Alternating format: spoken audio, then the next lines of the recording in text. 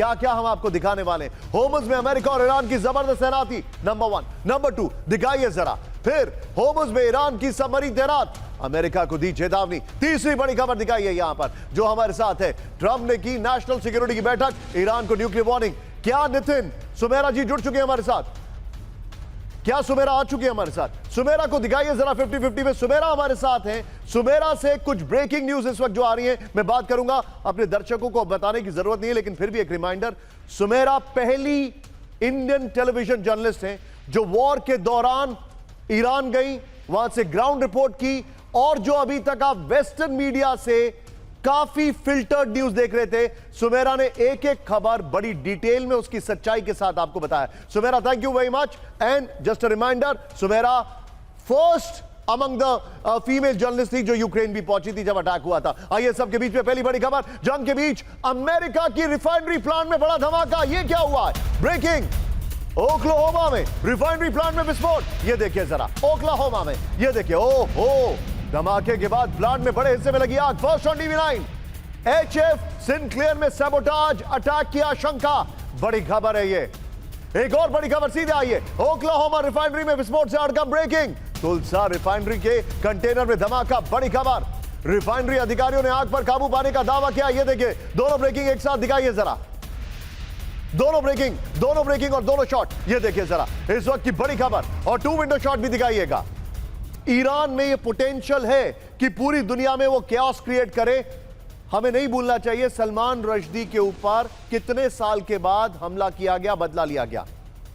बिल्कुल सही कह रहे हैं निशांत जी। अभी मल्टीपल रिफाइनरी फायर्स हुई हैं ओक्लाहोमा में पिछले कुछ महीनों के अंदर, यानी कि पिछले 1-1.5 महीने के अंदर बहुत सारी फायर्स हुई हैं।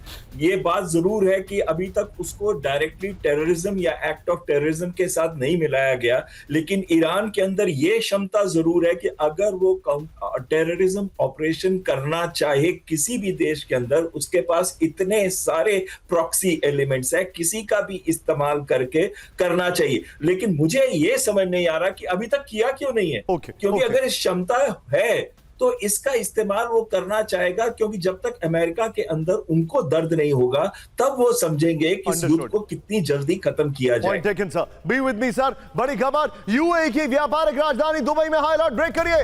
जोरदार धमाकों के बाद दुबई से इमरजेंसी। ये देखिए, दुबई में धमाके के बाद बड़े बिल्डिंग में लगी आग। शॉट्स के साथ फर्स्ट ऑन टीवी9, ईरान से जंग के बीच दुबई में सुरक्षा संकट गहराया। बड़ी खबर, जंग के खौफ में दुनिया के सबसे सुरक्षित शहर है दुबई, उसमें यहां पर चिंताजनक खबर आ रही है।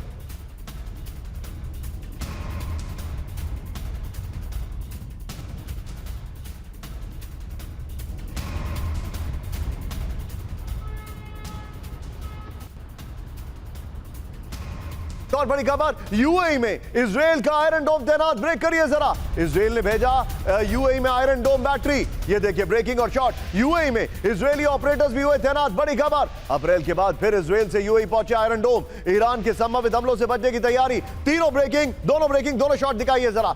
ईरान में सबोटाज अटैक कर रहा यूएई। ब्रेक करिए, रिपोर्ट, लवान द्वीप पर सीक्रेट अटैक की खबरें। ब्रेकिंग और शॉट, मिराज 2000 फाइटर जेट से हमले की खबर। ब्रेकिंग और शॉट, ईरान के रिफाइनरी पर यूएई के गुप्त हमले।